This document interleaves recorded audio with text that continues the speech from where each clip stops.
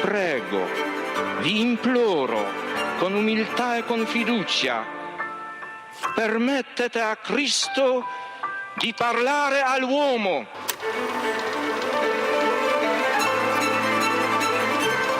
Don Gius aveva capito il problema che avevo. Se la tua vocazione è vero, il tuo lavoro verrà fuori anche dai sassi.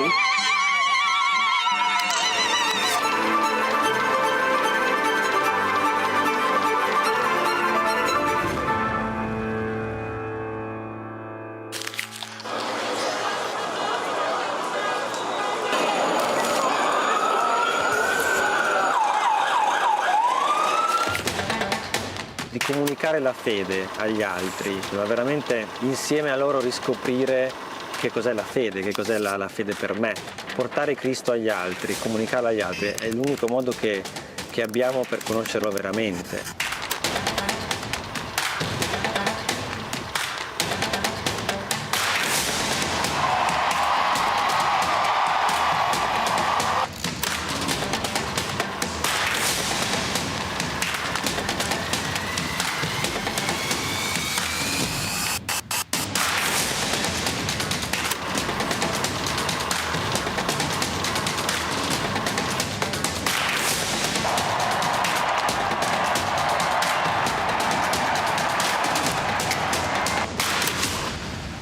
L'iter communionis aiuta a comunicare all'esterno la ricchezza di vita, di giudizi, di tentativi, di opere che nascono dalle persone e dalle comunità.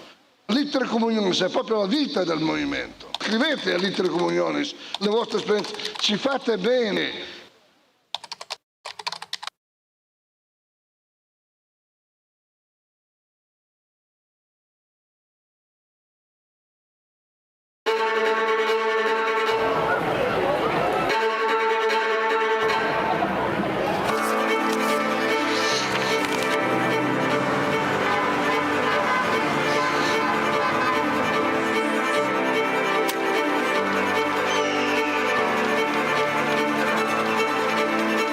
Vi prego, vi imploro, con umiltà e con fiducia, permettete a Cristo di parlare all'uomo.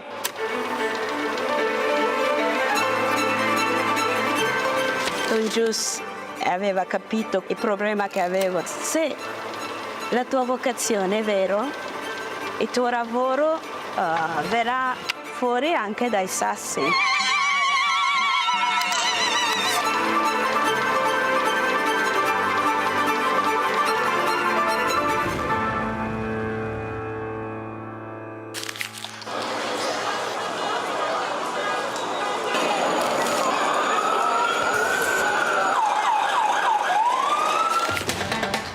Di comunicare la fede agli altri, ma veramente insieme a loro riscoprire che cos'è la fede, che cos'è la fede per me. Portare Cristo agli altri, comunicarlo agli altri è l'unico modo che abbiamo per conoscerlo veramente.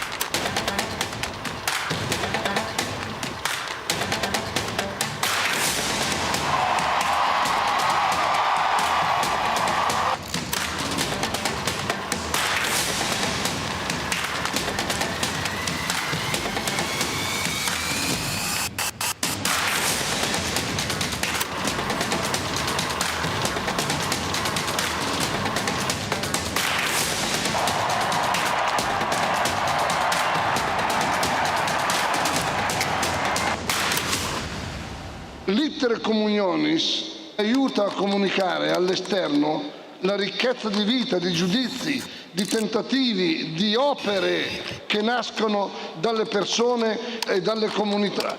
L'iter communionis è proprio la vita del movimento. Scrivete all'iter communionis le vostre esperienze, ci fate bene.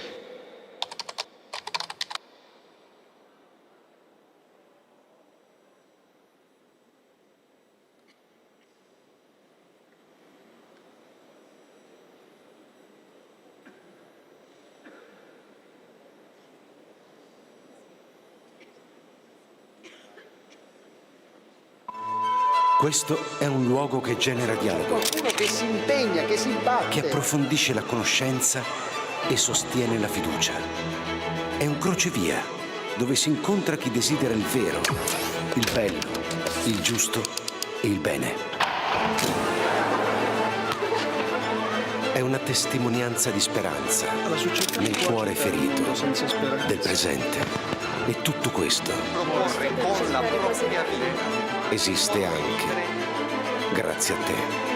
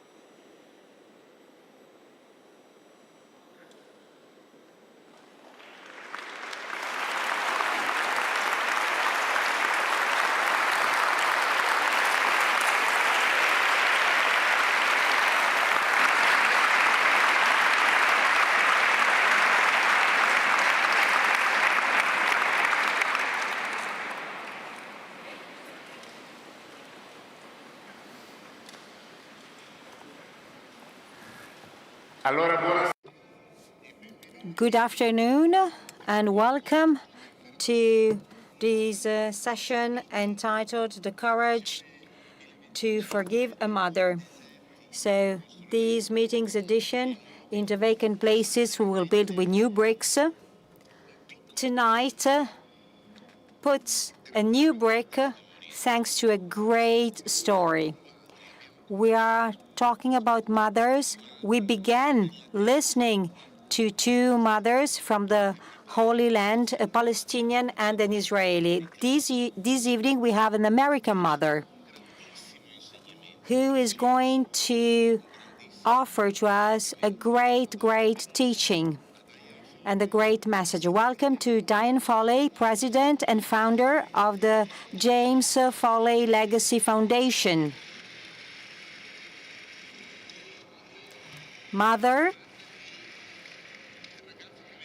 of the boy that you see, James Foley, American journalist, kidnapped in the north of Syria in 2012 and brutally killed by ISIS after 2 long years of kidnapping and uncertainty about his destiny.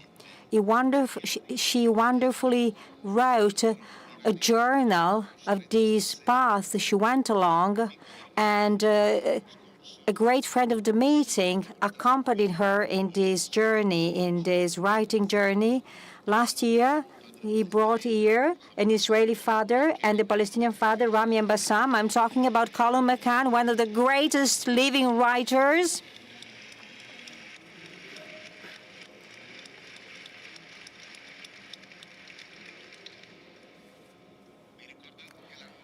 Those who were here last year in this very same room at the end of that beautiful meeting with Rami and Bassam,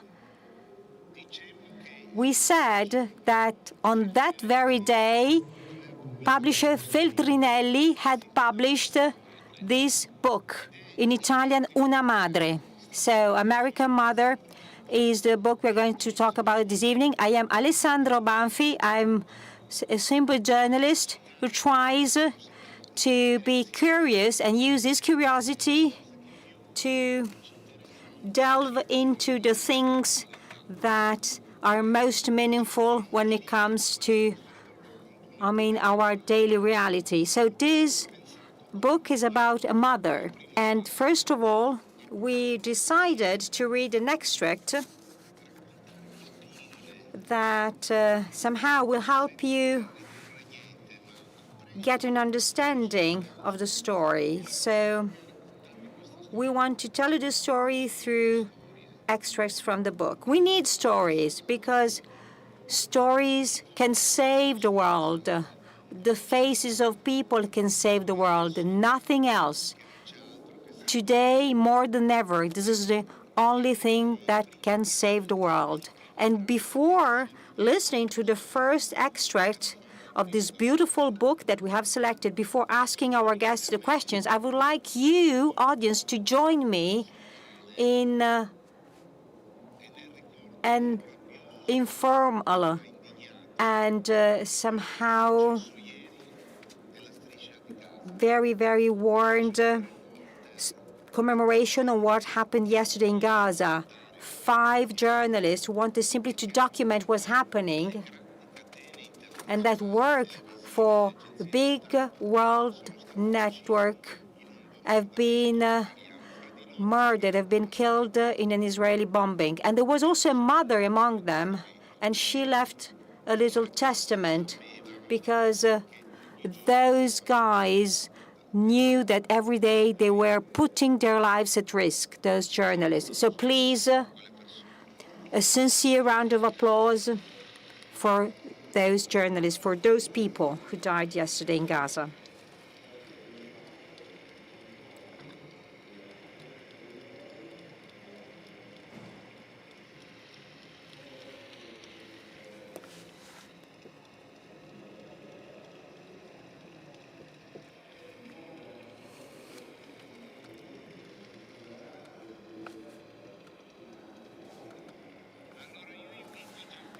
So I invite Giampiero Bartolini to join us on stage.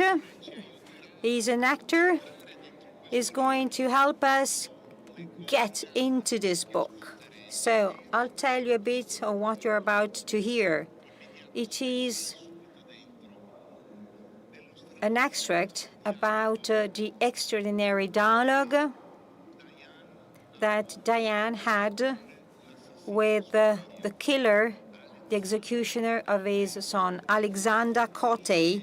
This is the strange name of this boy, of this guy of British origin, radicalized into Islamism and involved in ISIS. His group was called the Beatles because of their British accent. So the media had called them like that. So listen to this first extract from the book, American Mother, and then we will talk to Diane. Thank you.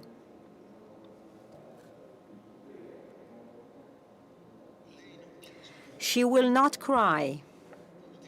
The last time she cried was the day Jim died, 7 years ago. She smiles instead, steely yet warm. She's a woman of resolve. Her great accomplishment is the containment of her sorrow within. You can call me Diane. He nods and slides his fingers over the back of his hand, as if the hands are open and closed at the same time. It strikes her that he is a dark doorway. Somewhere there, in front of her son waits. He has already pleaded guilty to 8 counts, including conspiracy to the murder of James Foley, Stephen Sokloff, Peter Kassing, and Kyla Müller. Each of the counts will lead to a mandatory life sentence. The meeting now is part of an extraordinary plea agreement. He is in a Virginia jail, and he has agreed to speak with the families of the victims, if they want, before sentencing. She is the first of the victims to say that she would meet him, and perhaps in the end she will be the only one. But even among her own family and friends, there is doubt, anger, frustration, grief. Why give Cote any platform? Why give him any dignity at all? Hasn't he already confessed? Why not let him rot in a cell? Why open yourself to a terrorist? Why give him time? Even a modicum of respect. Don't we know him already? The black hood, the eyes, the desert sands, the orange jumpsuit, the kneeling figure, the slice of the knife across the neck, the head then placed grotesquely upon her son's back. Why open the agonies of the past? Others have said that it is courageous of her to meet with him, that she's doing something extraordinary, but it isn't bravery. She doesn't think of it as that. No, not at all. Nor is it an act of grace or forgiveness. No. Perhaps it is just a refusal to be scared. Perhaps it is a way to say that you have not really killed my son. Perhaps it is as fundamental as that. I am his mother, and you have not killed him. And I'm here to tell you that.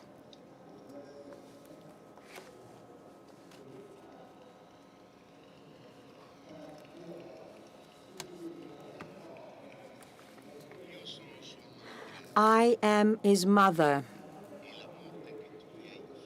and the death that you impose upon him does not define him. I'm here to tell you that you have not killed him. So, Diane, you are saying something that seems to be surreal. You are telling the killer the killer of your son, you have not killed him. Yes, I really felt that my job in many ways is to keep him alive, to keep his voice alive, because he was a voice for good, and he was a man of moral courage. So it's important for me to speak and to share his goodness, really.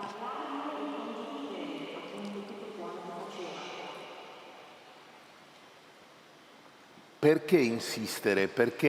But why insisting? Why meeting his killer and go into the prison to meet him? Because Jim would have wanted to hear his story. Jim was a curious journalist, and he would have wanted to know why he would inflict so much suffering on the Syrian people.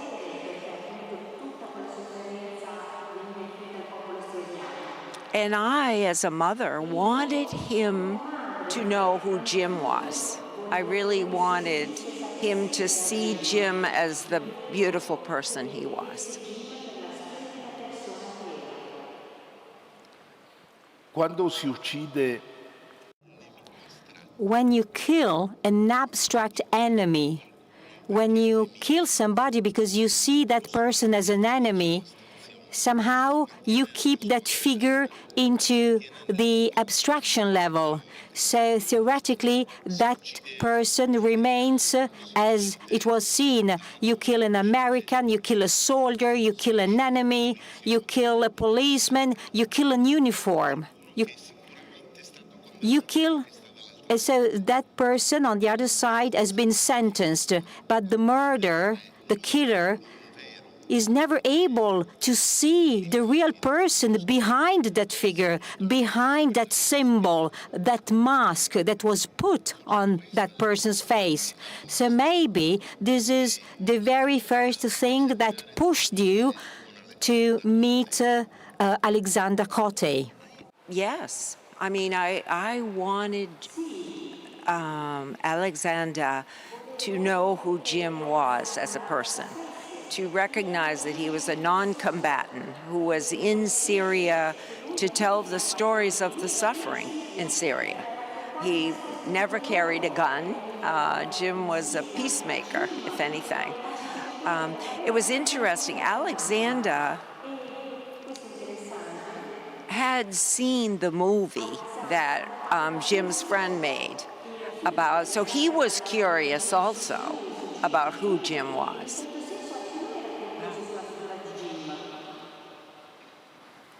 Colum McCann. Colum McCann, you wrote that what Diana did in the prison with Alexander Cote was an act of grace. Could you please elaborate on this? What do you mean? Why do you think it was an act of grace? Well, I wish every person in this audience could be with Diane at that moment when she went into the courthouse and she walked across the floor. It was a big room with no windows, a lot of people there. There was policemen, there was lawyers, there were prosecutors, there were defense people, and suddenly all the world came down to one mother walking across the room to see the killer of her son. And she stood in front of him and she said, "Hello, my name is Diane." And I knew at that moment that I was experiencing a moment of grace that actually lasted for 3 full days. But for me, it was a moment of grace too, because I got to meet this incredible person who, with great humility and great passion, sometimes great anger, and always great compassion at the same time, entered into this world where her son had been taken, and she decided not only to do this incredible act of compassion and forgiveness, but also very publicly engaged with politicians and lawmakers across the world to change the policy of the United States in relation to hostages. And so this is a story about a woman, a mother, also a daughter, and also a wife who is really a very ordinary person, and yet she does these extraordinary things. And I think this is really interesting, especially in the context of faith, because one of the things that I'm sure Diane will talk about tonight is the extent of her faith and the belief that she had in order to have the power to engage in this way with her son's killer.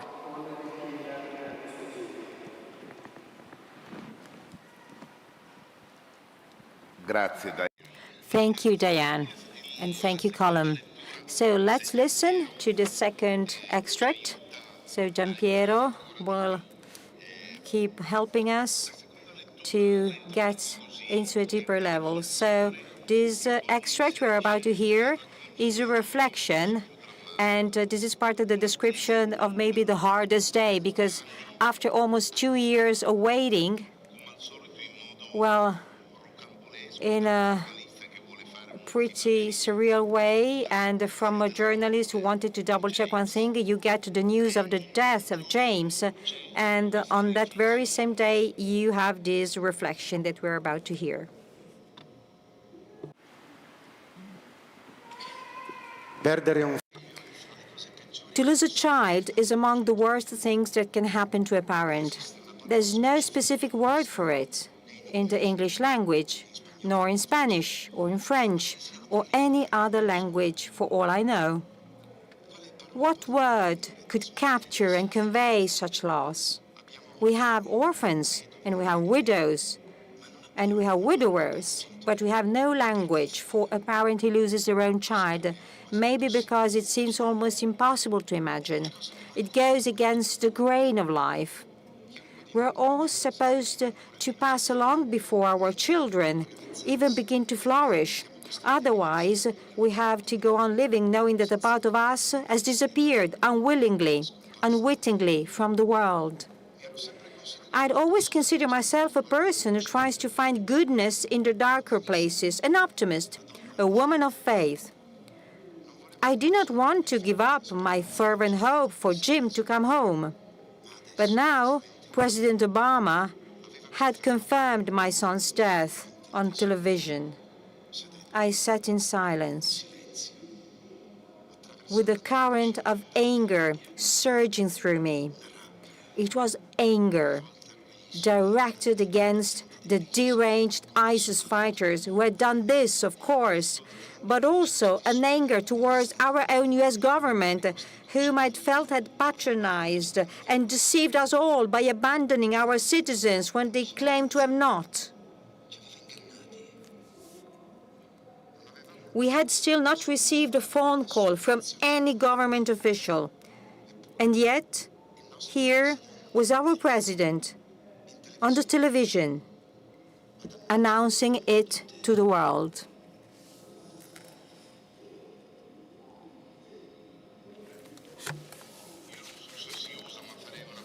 Please, a round of applause for this page.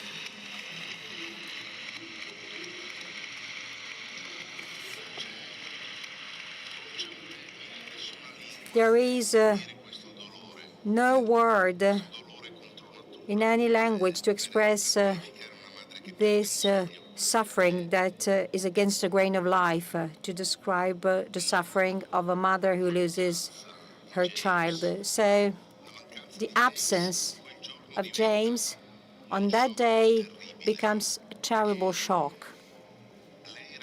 And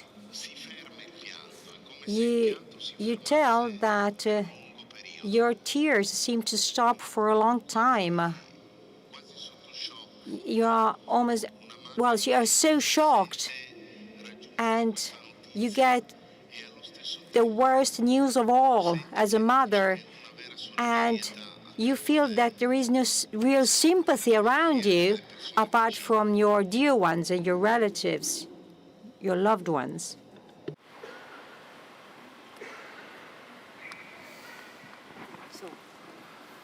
I'm not sure I know. What is the question? Tornare su quel giorno. So going back could you please go back to that suffering, that devastation? Can you go back to that? Well, we all lose people we love, and there's nothing worse than that. And certainly, as a parent, we want to die before our children. We all want them to live long lives. So we were very shocked, and I was angry because I felt, abandoned by our government that had told me repeatedly that Jim was their highest priority.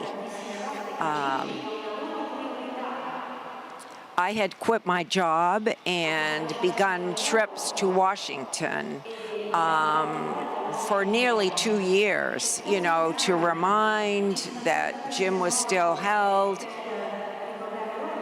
And I was constantly told that Jim was their highest priority.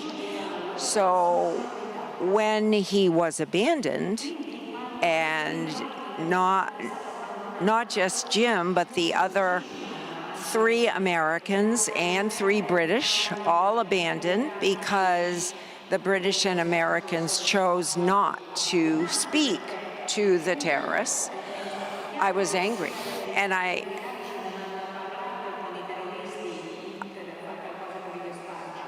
And I really had to pray not to be bitter. I remember asking my priest to not allow me to be bitter, to pray that, so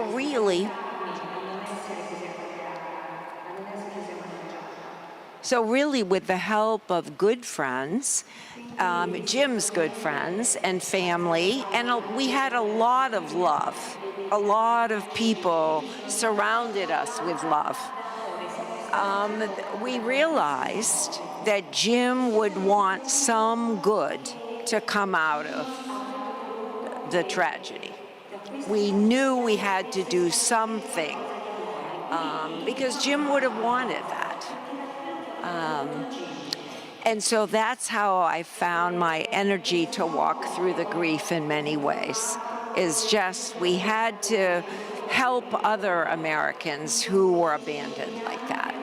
And we needed to work to protect journalists also. That we, so that became my mission that day. Sì, perché oggi Today, the James Foley Foundation pursues this goal. So to help journalists in the world and to strive for their life, for their security, and at the same time to make pressure upon governments. So you also made pressure to make changes to the procedures in case of negotiations. Something I forgot to say to our audience is that at one point, the kidnappers of James write an email, write a message, and they say, we want to negotiate, but then nobody answered from the American government to that message. But now things are changing thanks to the mobilization of the James Foley Foundation, isn't it? I think in many ways it's been miraculous because our government listened. And shortly after Jim's death, President Obama launched a government and non-government review of our policy and instituted a structure that now has brought home more than 170 Americans from captivity. So to me, that change has been huge. So that to me is Jim's legacy in many ways.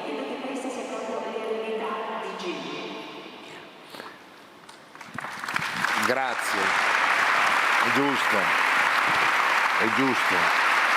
Colum, qui stiamo vedendo. Colum, we're seeing a beautiful picture of James, but you have an anecdote because this picture was very important for you, for us all, for the world. I don't know how many Italians can recognize the book. But the book James is holding was written by somebody we know, Colum, isn't it? Yeah, that's a book called Let the Great World Spin. And I got this photograph on the same day that Jim was killed. And it was very difficult for me to hold these two very opposing ideas at the same time. On one hand, you have the photograph of the man in the desert in the orange jumpsuit with the person with the black balaclava beside him, a horror photograph. And then on the other hand, I got this photograph of Jim happily sitting in a bunker in Afghanistan, embedded with the US soldiers, reading a copy of my book. Many times I look at the book and I try to figure out what page he's on. But who knows? But I will tell you something. Have a look at that man. There was something really profoundly good about the way he engaged with the world. Ever since I met Diane, I feel that he comes along with me and he sometimes sits on my shoulder and he talks to me, right, Diane? It's like, and he says things to me. And tonight you said one thing about the journalists in Gaza who were killed. And I think in certain ways he would like to say about the 200 journalists that were killed in Gaza, but also the journalists who get killed in Colombia, and also the journalists who are killed in Mexico and in other parts of the world. These people who are essentially trying to bring a message of truth. Now, not all journalism is great, but I will tell you that he was an amazing journalist. He wanted to get in, not into the politics, not into the rules or the regulations. He wanted to get into the hearts and the minds of the people. He wanted to be there at the pulse of the moment. He wanted you and me to understand what was happening in Syria because he knew it was important, not just to Syrian people, but to people everywhere. That we must try to understand one another. If we don't try to understand one another, we will lose our faith, we will lose our conviction, and we will lose our power as human beings. So essentially, what Jim Foley was doing, and it's sort of captured in this photograph and in other photographs, was that he was celebrating the power of story and human engagement. Grazie, Colum. Thank you, Colum. By the way, that book is great. Everybody should read it. Let the Great World Spin. Yes, we said the Italian title. Com'è che è? Let the Great World Spin, cioè lascia che il mondo giri. A great book, Let the Great World Spin, and James was reading it. But before going on with another extract from the book, I'd like to ask you something else, Diane, something about Jim, because the stories let us get into the lives of people. Jim, as all children, at one point leaves the home. You have 5 children. So your first kid leaves the house pretty early. He becomes a teacher first and then decides to shift into journalism. And Jim, was he funny? Was he a funny person? Please tell us something more. Yeah, funny. Making people laugh. Jim loved to make people laugh.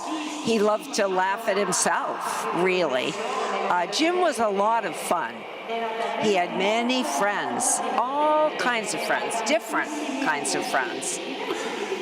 And you know what Pope Francis And did you know what Pope Francis say about humor? Humor is the thing that is the closest thing to God. So fun people that make other people laugh show somehow to believe much more than very serious people. Yeah. Well, Jim loved people, and he loved their stories, and he had a lot of joy, particularly as a young person. I think he became more sobered as he witnessed the suffering from war, to be honest. But he had a lot of joy, yes. Allora andiamo a leggere il terzo brano di Let's go on to the third extract. And let's go back to the meeting between this mother and the killer of her son. He had not apologized to her, no. But she saw in him, she wasn't yet sure what. His accountability, perhaps? That she could admire. Yes, he had been accountable for what he had done, or at least what he admitted to doing. She found compassion for him, too, a sort of understanding. He aspired, he said, to be an agent for good. That was simplistic, of course, but even the simple, or maybe especially the simple, can sometimes run the course of truth. He had pointed out the cycle of violence. Who could understand the tangle of history? Who was to say where humility begins and hatred ends? Cotti would die in jail, in shackles, in a small room. He would probably not ever see his daughters. He would hold the photos and he would sharpen the memory, but that was all. That, too, was tragic. In the end, her own tears had been more surprising, even to her, than his. It was the Holy Spirit that was present for those awkward hours of conversation. She was sure of it. The tears had been a gift. She had been released. She was quite sure Jim had been sitting alongside her. He sat, his long, lanky frame beside her, and looked Cody straight in the eye. She had told Cody just before she left that she would keep him in her prayers, and that maybe he too could keep Jim in his own prayers. Then she rose and bid him goodbye. 7 years. It was time to heal. Time to tell her story. Please, another round of applause.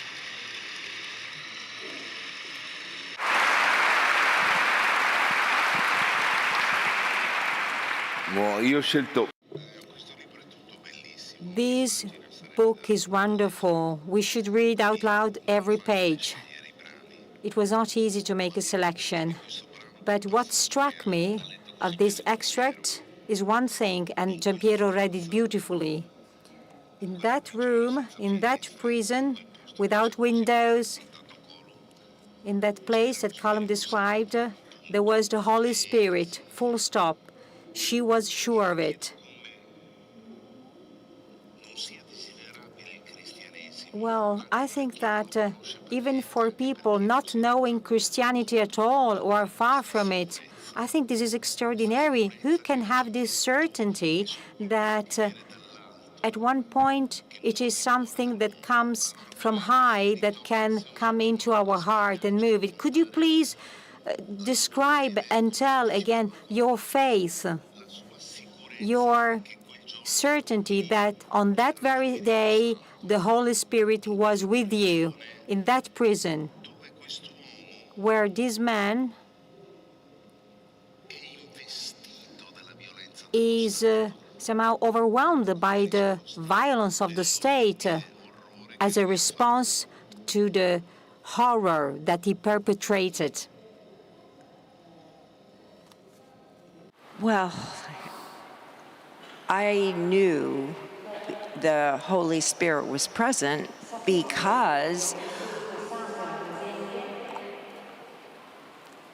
it was like the whole room melted away, and it was just this young man in front of me, same age as our youngest son, who had made some horrible mistakes. It hurt many, many people, but flawed like me, you know, and it was just very, very sad. I just felt such sadness that day because that's what hate does. You know, when we hate one another, everybody's hurt. Everybody gets hurt. Look what's happening in Gaza right now, or in Ukraine, or Sudan. Everybody, and especially the most innocent, are hurt the most. So the Holy Spirit was present in the fact that I really felt safe and to share who Jim was, and that I really felt able to hear his story too. Because he too had a story to tell, you know. So I felt the grace to be able to hear his story, and he was willing to listen to mine.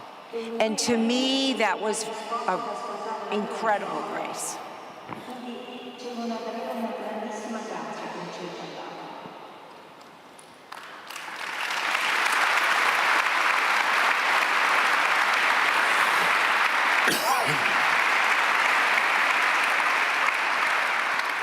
In questo brano che abbiamo sentito c'è un'altra cosa che mi aveva colpito.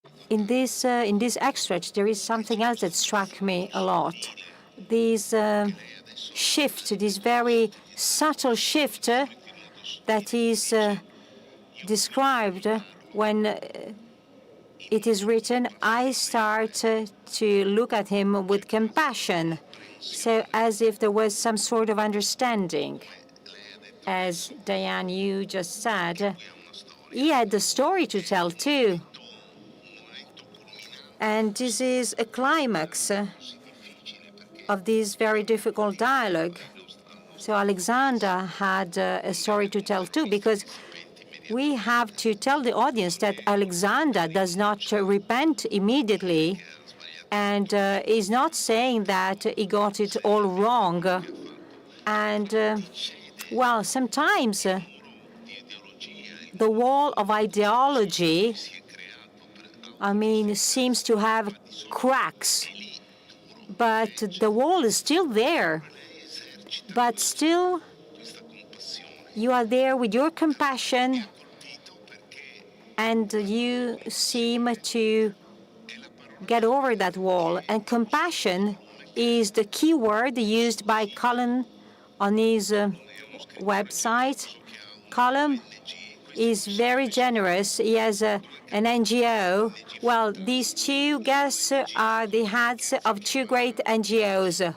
Narrative 4 is the name of your NGO, and it is about compassion. It is about telling stories, teaching young people in schools. You try to teach them compassion somehow, and that struck me. So this is something that you share, you and Diane, this compassion. We live in a world that seems to be characterized by hatred and war, violence, stalking, women being killed. A world where violence seems to prevail. But in spite of all that, there are people that try to build compassion using compassion bricks. So is this your NGO about? So is this the role of your NGO? Yes, the role of Narrative 4 is to bring young people together across these different boundaries to understand one another's stories. But let me begin in this way. I refuse to believe in those who say that there is no hope. I refuse to embrace only cynicism. I know the world is very dark. I know that there are terrible things going on in the world. But I also think that we cannot afford to lose our vision. We cannot afford to lose our faith. We cannot afford to lose our conviction and our compassion, because every small little story can put a chink of light in the wall, and eventually all the walls come tumbling down.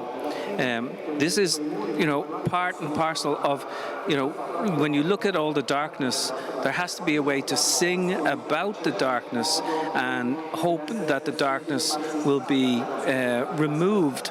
Now that sounds a little bit, sort of sentimental, a little bit like pie in the sky, but I truly believe that it is important, if we want to continue, operating in a humane world, that we have to understand one another across the divides, across the continents, across the differences.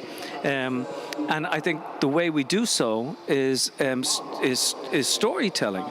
And if you think about what Diane did, she goes into a room to talk to a man who belonged to ISIS. ISIS, this ideology which seems so far away from who we are and where we are. And in the end, there's just two people sitting there. And one of the most extraordinary moments of the session was when Coty stopped. He had a little folder in front of him, and out of his folder, he took the photographs of his children. And he slid them across the table to Diane. I witnessed this. It was amazing. And he was almost as if he was begging to say, please acknowledge that life goes on. Yes, I made a mistake. Yes, I will be in prison for the rest of my life. But outside of these gates, there are still these moments, these slivers of hope. And I've seen it amongst people. And I've seen it down through history. I myself come from Ireland, right? I would never have believed that 27 years ago that we would have peace now in Ireland. Peace is actually possible. The word possible exists within the word impossible. And I think it exists everywhere. And we can't afford to turn away from it.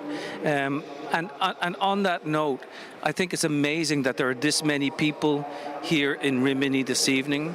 I think there are more good people in the world than there are evil people. I think we have to acknowledge one another, and we have to tell one another stories. And this way, we can break down some of the boundaries that are there. And just on a very other small note, I want to thank the organizers of this this wonderful meeting. All the volunteers, by the way, 3,000 young volunteers who come together, amazing. And one more tiny little thing, just a personal thing. I was not feeling well yesterday. I had some headaches. I had two doctors, Francesca and Frederica, who came along, and they saved me, and they were just so generous and so kind. So let's not forget about the existence of, I think, the majority of people who want to make this world, yes, let it spin, and let it spin well.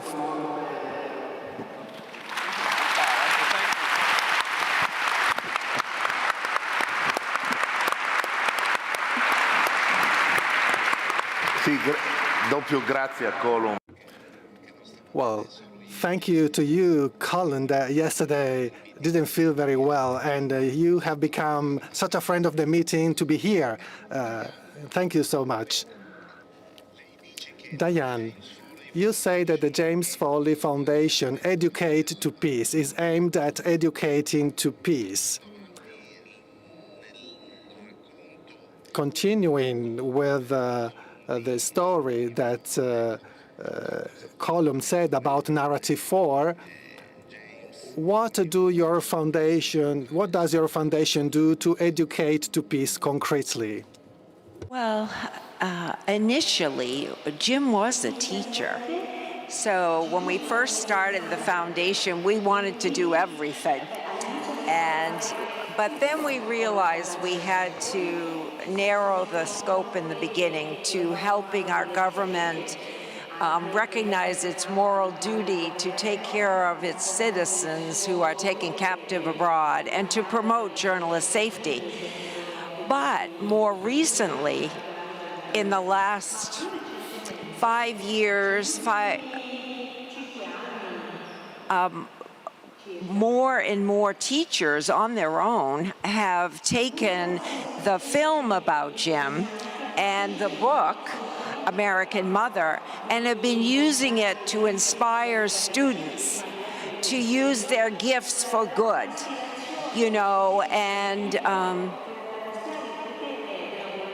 and we've been using some of the techniques that Narrative 4 uses, where they do a story exchange, like students tell their story to someone and the other person tells the story to themselves, so that they can be in the same shoes as the other person. And it's been amazing. I mean, my husband and I love to go to those classes because I love to see our young people filled with that hope, that their gifts can be used to make a difference in the world and bring hope. Last night we had a wonderful experience at one of the exhibits, the Prophecy for Peace. We were so impressed with two of your young people, Maria and Caterina, high school students, amazing, who had been asked to find peacemakers in some of the most difficult parts of the world. And their witness to peace was truly extraordinary. So I want to compliment all of you, because I think we all must be looking for that light in the world, and we all must challenge ourselves to be peacemakers. We all need to do that. Yeah. Thank you. Thank you. Thank you. Io non so se... Ma Maria e Caterina sono qua? Maria e Caterina sono qua? Non so se ci sono, se per caso ci sono, che hanno fatto la mostra sulla pace insieme agli altri ragazzini delle scuole superiori. Se non ci sono, andatela a chiamare Maria e Caterina, perché sarebbe bello che venissero riconosciuti da tutti i loro meriti. Io chiamo Giampiero per l'ultima citazione, e questo è un passaggio che dobbiamo leggere del libro. Io lo so che ascolterei solo voi parlare, però l'ultimo brano che ci legge Giampiero, perché ci aiuta a fissare un passaggio straordinario di tutta questa storia. Prego. Il quarto giorno giunse una telefonata che avrebbe lasciato in me un segno indelebile. Ero in cucina con John e altri familiari. Accanto a noi c'era il nostro caro amico e sacerdote Mark Montminy, e c'era anche mia madre. La chiamata, che era stata programmata attraverso la diocesi di Manchester, arrivava da Papa Francesco. Un evento tanto più straordinario poiché avevo saputo che l'adorato nipote del Papa, Emmanuel Bergoglio, era stato vittima di un gravissimo incidente nel quale aveva perso moglie e figli. Porgemmo le nostre condoglianze al Papa per la sua perdita. Anche da così lontano riuscimmo a percepire la profonda empatia di Sua Santità. Ci ringraziò per il riguardo, ma in realtà lui voleva parlare di quello che era successo a Jim. Disse che Jim era un martire e che sarebbe stato eternamente ricordato per l'immensità del suo coraggio e per il suo persistente impegno di giornalista verso la verità. L'inglese del Papa era incerto, così mio cognato Fernando proseguì il resto della telefonata in spagnolo, e anche in una lingua diversa traspariva lo spirito benevolo del Santo Padre. Non avevo bisogno di un interprete per capire cosa significasse la sua telefonata. Nel mondo c'era una sacralità che ci legava tutti, gli uni agli altri. Era una cosa in cui credevo da bambina e in cui credevo ancora con tutta l'anima. Non era il momento di perdere la fede. Semmai era per noi il momento di riconoscere la profondità del nostro credo e riconoscere ciò che quel credo poteva fare per unirci. Fui vivamente commossa da quella telefonata. Mi rafforzò, mi consolò. Unì insieme terra e cielo, dure realtà terrene accanto al conforto di Dio. E Papa Francesco attribuì valore non solo alla vita di nostro figlio, ma anche alla professione di Jim, al suo modo di fare giornalismo. Provai un insolito senso di sollievo. Se riuscivamo a trarre coraggio dalla nostra disperazione e dal nostro cordoglio, era perché lo spirito di Jim stava cominciando ad apparire ovunque. Non aveva finito di fare ciò che si era prefisso. L'ISIS poteva averlo decapitato, ma gli aveva anche dato voce. Grazie, Giampiero.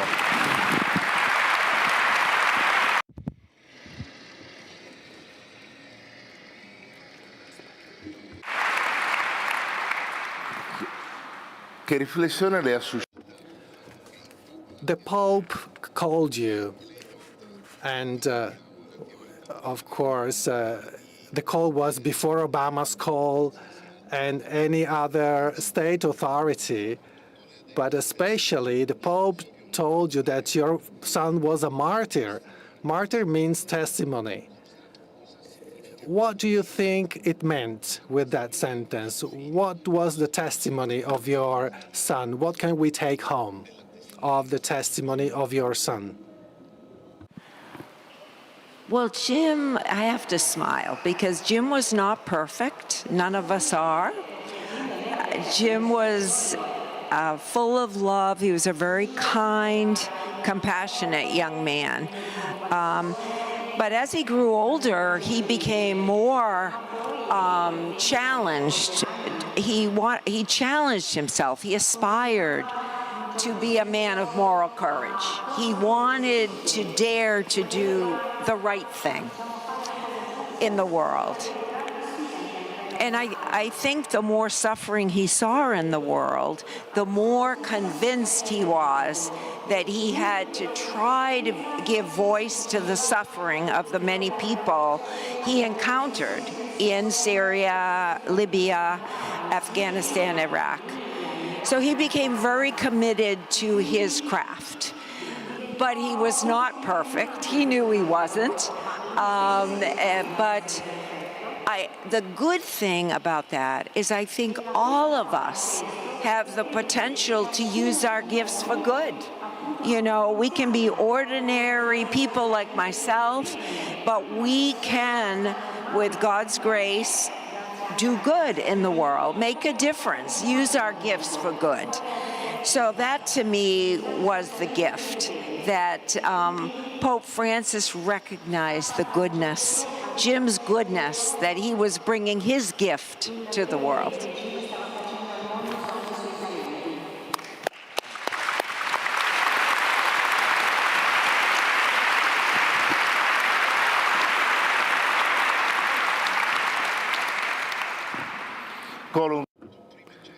Colum, before you told us about the thing that started this book, this itinerary. But the fact is that in this book you're never there. Just in the last page, one finds out that everything that you are telling had you as a co-primary writer, sort of a minute taker of an itinerary. It is a very different book in a way because it is humble. It is different from the Apeirogon. So how was this choice devised? Why did you feel that you would make yourself totally available to this lady and for this journey that she has, that it is a calvary in a way, and it is in part a paradise. As Alessandro Manzoni says, in each of us there is a world, there is a hot pot of the heart. The father or Gertrude does something bad and thinks it's something good, but he's aware that something bad because the daughter then is forced to go to a monastery. And each of us has this hodgepodge of the heart. And you told us without ever stepping out. In Apeirogon, it was an explosion of your thoughts about peace and war and the just and the wrong on Ireland and Palestine. Well, thank you for that, and thank you for the opportunity to talk about Apeirogon. And for those of you who don't know, Apeirogon is a novel about an Israeli man and a Palestinian man who both lose their daughters in separate incidents. But despite all the difficulties of the war and the conflict, the ongoing conflict, they remain the best of friends. I'm very happy to tell you that 5 years on, and even after October the 7th, and Rami and Bassam, who were here in Rimini last year, had a special message of thanks to you for inviting them last year. And they wanted to tell you that they are still the best of friends.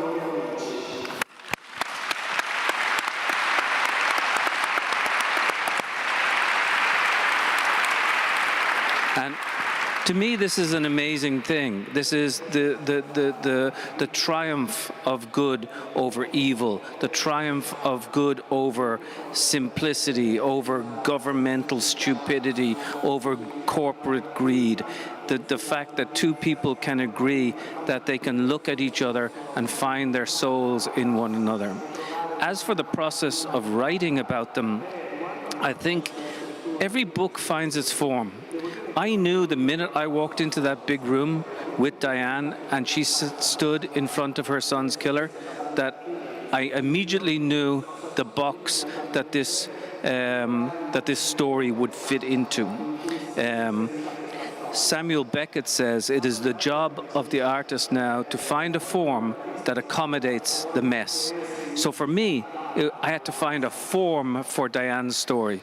It seemed to me absolutely apparent that it would be Diane's story, me seeing Diane at the beginning, me seeing Diane at the end, and then her in the middle telling her own story. But the story was not about me. It was about Diane, and it was about Jim. And Jim was there, and he sort of suggested to me, go into the background. Would have gone into the background. Jim did not make himself present in his own stories, except his heart was present.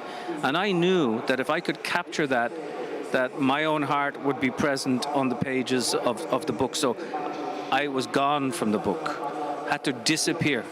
It was the best thing to do. With a Paragon, it was a completely different structure. It was 1,001 fragments coming at you in all sorts of stratospheric ways. It was just pulsing with different forms of light. I believe that was the best way to tell that particular story. And who knows what story I end up telling next. But I always hope that I find the form, because here's the thing. You just want to be as honest as possible. You just want to tell a good story and to have it be true. Now, the word true is a very difficult word these days. What is true? What is, in the era of fake news and in the era of people taking facts and misshaping them, facts becoming convenient things. But I think fundamentally, all of us, when we examine our hearts, we know what is actually true. And the real process of writing is talking about the human heart in conflict with itself, as Faulkner would have said. And so as a writer, you try to be as humble as possible. That is a ridiculously braggy thing to say. I even hate saying it. Why should I mention any humility? But you bow your head in front of a story and you say, teach me. And if you're a good enough writer, then you capture it and then you let it go. And other people are the ones who own it. Grazie, Colum.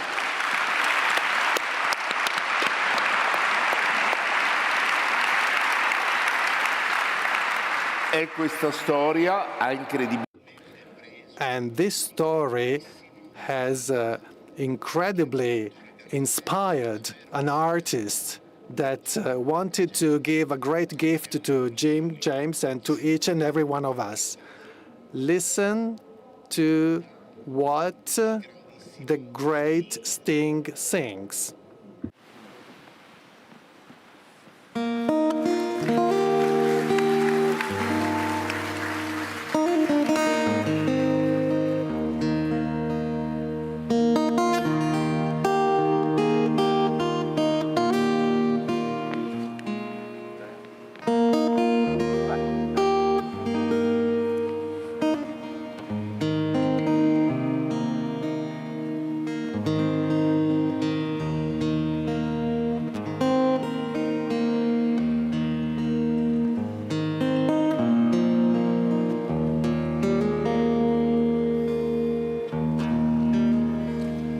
If I should close my eyes, that my soul can see, there's a place at the table that you save for me.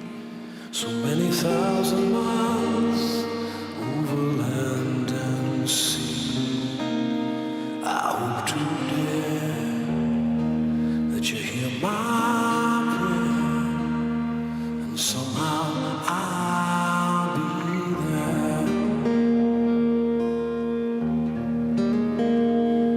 It's but a concrete floor where my head will lay.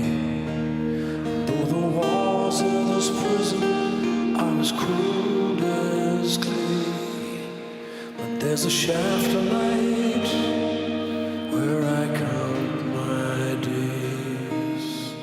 So don't despair of the empty chair, and somehow I'll be there. Some days I'm strong, some days I'm weak. Days I'm so broken I can barely speak. There's a place in my head where my thoughts still roam. Somehow I've come home. And when the winter comes and the trees lie bare, and you just stare out the window in the darkness there. Well, I was always late for every meal you swear, but keep my place and the empty chair, and somehow I'll be there. Somehow I'll be there.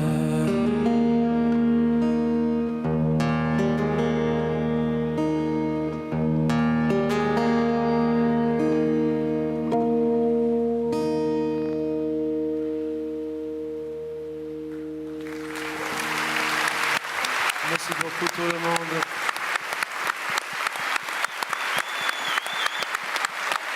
Merci beaucoup.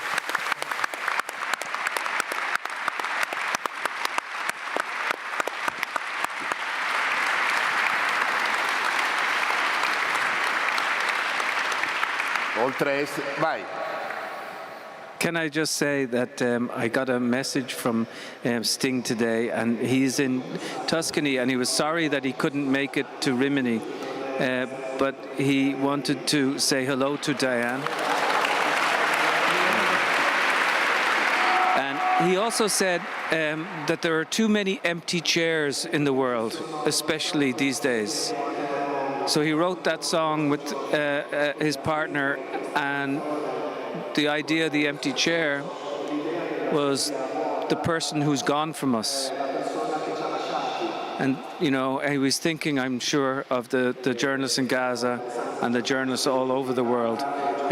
But he sent a special message to say thank you for inviting Diane, who is one of his favorite people, to come to Rimini to talk and to allow him to sing to you.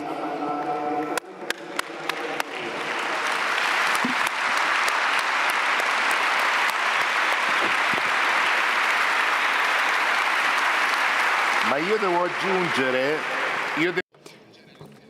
I have to add the name of Marco Aluigi. This is the person to thank because he came to New York. He really worked a lot for 1 year to organize this meeting this evening. So I want to thank Marco Aluigi, and I also want to thank Sting, because if you could watch this video with this song, and the song was streamed, you know how, I mean, the showbiz works. There's then a fight for royalties, and Sting was very generous because of the nature of this event, the meeting, he decided not to collect the royalties for streaming his song. It was an act of generosity from him. Diane, briefly, what can you say about the friendship with Sting, such a great artist? He's just a good man. He's got a beautiful heart, and he's an incredibly talented musician. At first, he didn't think he could write the lyrics, but it was near Thanksgiving, and he has a big family, and I think that's where he got the idea. when his family was gathered around the table, he realized that all of us have empty chairs in many ways of the people we love but who are not able to be with us. So I'm so grateful for that song. It's just so true that Jim is with us. He's here tonight in all of you good people. So I'm very grateful. Thank you.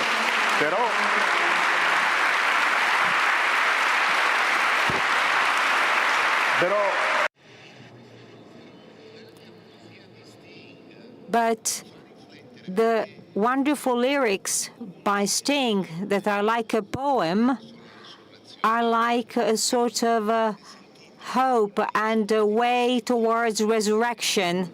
You could read the text, and so Sting takes Jim's point of view and says, the chair is empty, but I'm still with you. So it's a message referring to the heart of our faith, as St. Paul says. It is about the resurrection of the flesh. So this is the bet, and it's really incredible that a contemporary artist, not a religious person, introduces and opens up to the possibility of this. And I think that is extraordinary. So thank you, Diane. Thank you for sharing your story and somehow bringing Sting to make this reflection and put it into music and lyrics.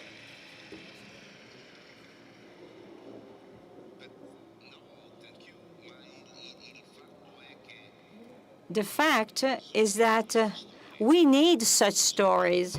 We need these testimonies. And today, more than ever, we desperately need this. Unfortunately, time is running out.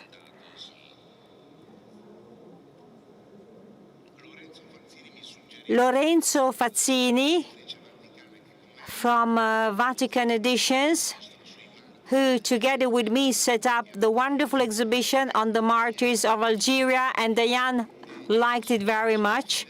So he's suggesting me a question. So will the story ever become a film? Yes. It has become an opera, which is interesting. That's right. We had a British composer who wrote an opera with Colum doing the libretto, which to me was quite extraordinary. So, God willing. God willing, yes. And I'm pretty sure that we will be back here in a couple of years and we will show you the film of Jim, Diane, Forgiveness.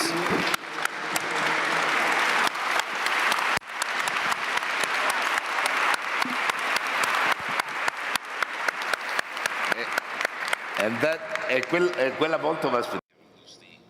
But we want Sting to come along too. Yes. Dobbiamo finire, un po' mi dispiace. I'm so sorry we have to close and to end. Right, so I'd like to say this. There is a priest who is a great friend of mine who has been a priest in Rome for 25 years. And once he told me something very, very helpful and useful. He told me the most important thing in life that when you get to the evening, you could say at least one thank you for one thing that happened to you on that day. And when he told me so, that tip was very helpful to me, because usually at night when you go to bed, well, usually you tend to think to the sorrows you had during the day, the troubles. But since you told me this, I saw that this works. So thinking about one thing to be grateful for in the evening before going to bed, going to sleep. And so I think that tonight we can go home and think about this great encounter and let me say that you all have one thing to be grateful for this day. And so thank you. Thank you to Diane Foley and to Colum McCann.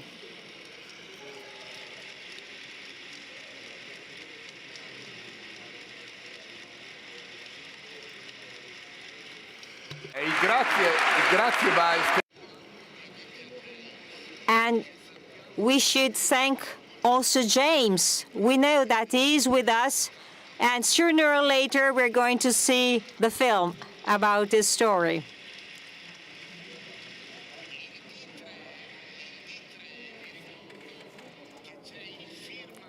Don't forget that there's going to be here in the hall D3 a signing session, a book signing session. So Colum and Diane are ready to sign your copies. And the book is also available at the meeting bookshop. So in D3, in hall D3. Sorry. In hall D2, not because we are in D3. Sorry, I wrote it wrong. It's D2. And please support the meeting and make your donation and the special Donate Now stations.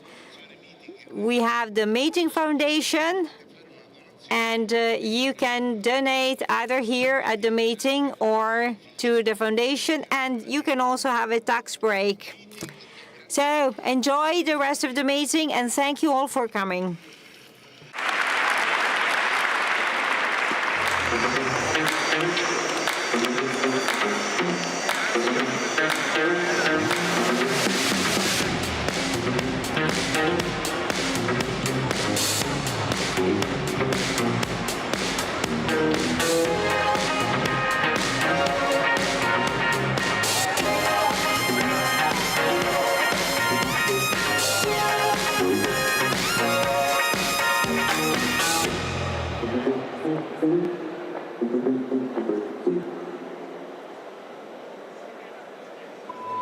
Questo è un luogo che genera dialogo, Che si impegna, che si batte. che approfondisce la conoscenza e sostiene la fiducia. È un crocevia dove si incontra chi desidera il vero, il bello, il giusto e il bene. È una testimonianza di speranza nel cuore ferito del presente. E tutto questo esiste anche grazie a te.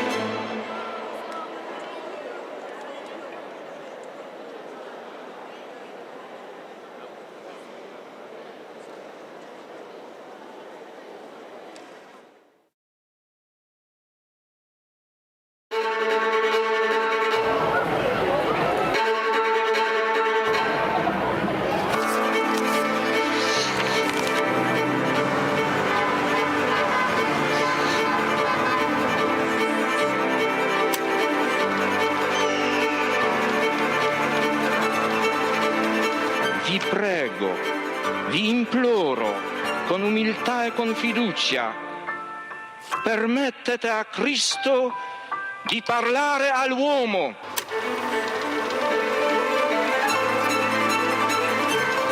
Don Gius aveva capito il problema che avevo. Se la tua vocazione è vero, il tuo lavoro verrà fuori anche dai sassi.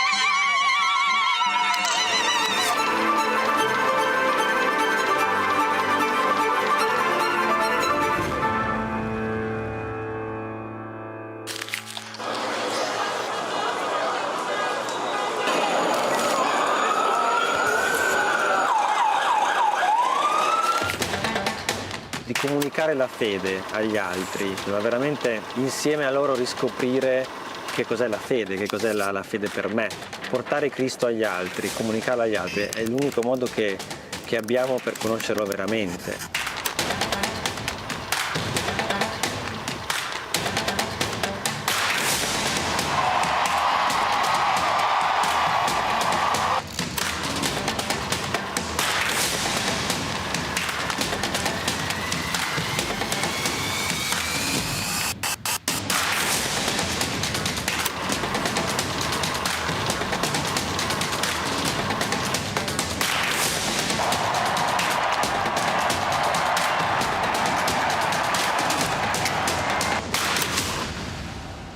L'Itere Communionis aiuta a comunicare all'esterno la ricchezza di vita, di giudizi, di tentativi, di opere che nascono dalle persone e dalle comunità. L'Itere Communionis è proprio la vita del movimento. Scrivete all'Itere Communionis le vostre esperienze, ci fate bene.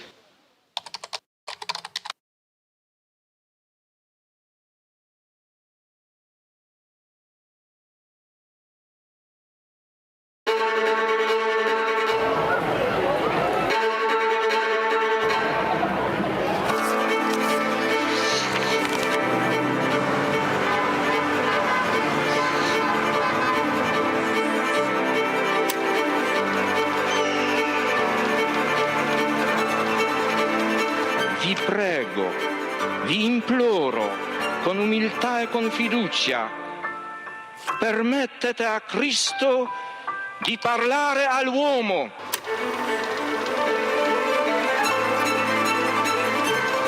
Don Gius aveva capito il problema che avevo. Se la tua vocazione è vero, il tuo lavoro verrà fuori anche dai sassi.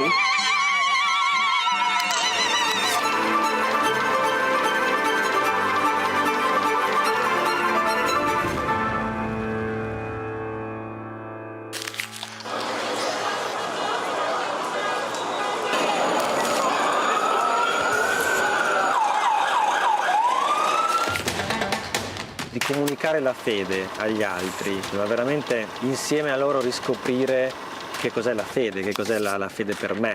Portare Cristo agli altri, comunicarlo agli altri è l'unico modo che abbiamo per conoscerlo veramente.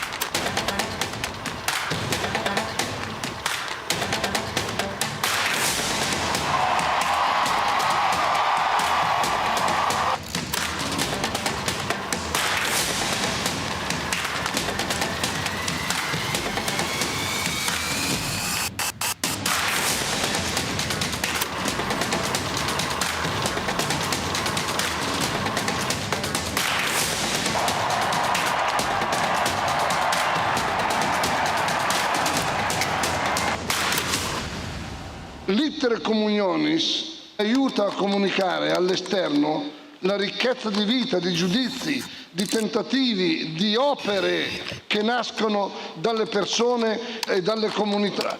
L'Itere Communionis è proprio la vita del movimento. Scrivete all'Itere Communionis le vostre esperienze, ci fate bene.